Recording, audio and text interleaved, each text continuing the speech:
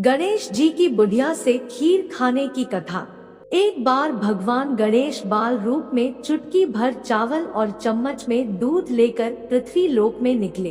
वे सबको अपनी खीर बनाने को कहते जा रहे थे, पर सबने उनकी बात को अनदेखा किया। इसी दौरान एक गरीब बुढ़िया ने उनकी खीर बनाना स्वीकार कर एक भगोना चूल्हे पर चढ़ा दिया। इस पर गणेश जी ने घर का सबसे बड़ा बर्तन चूल्हे पर चढ़ाने को कहा। बुढ़िया ने बाल लीला समझते हुए घर का बड़ा भगोना उस पर चढ़ा दिया। कुछ देर में ही एक चमत्कार हुआ। गणेश जी के दिए चावल और दूध बढ़ गए और पूरा भगोना उससे भर गया।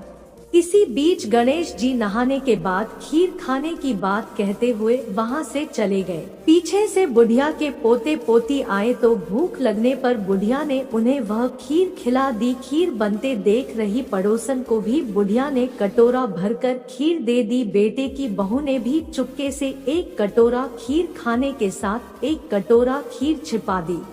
इसके बाद भूख लगी तो बुढ़िया ने भी खाने के लिए खीर हाथ में ले ली और बोली, आजा रे गणेशया, खीर खा ले। तभी गणेश जी वहां पहुंच गए और बोले कि मैंने तो खीर पहले ही खा ली। जब बुढ़िया ने पूछा कि कब खाई तो वे बोले कि जब तेरे पोते पोती, पड़ोसन व बहू ने खाई तभी मेरा पेट भर गया। इसके बाद जब बुढ़िया ने बाकी बची खीर के उपयोग के बारे में पूछा तो गणेश जी ने उसे नगर में बांटने को कहा। जब बुढ़िया ने खीर बांटी तो राजा को भी इसका पता लग गया। इस पर उसने बुढ़िया को अपने दरबार में बुला लिया। सारा माजरा जानकर उसने बुढ़िया का खीर का भगोना अपने पास मंगा लिया। पर राजा के महल में जैसे ही वह पहुंचा तो उसमें कीड़े मकोड़े व जहरीले जानवर गिर गए। यह देख राजा ने वह बर्तन वापस बुढ़िया को दे दिया, जो उसके घर ले जाते ही वापस पहले जैसा हो गया। इसके बाद बुढ़िया ने फिर गणेश जी से बची हुई खीर के उपयोग के बारे में पूछा तो उन्होंने झोपड़ी के कोने में गाड़ देने को कहा।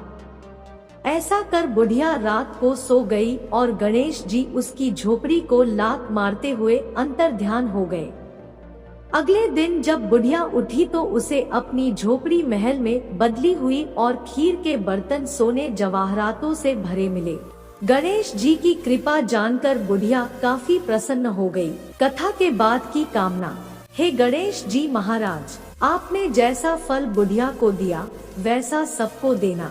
कथा कहने वाले व हुंकार भरने वाले और आसपास के सुनने वाले सबके भंडारे भरे रखना।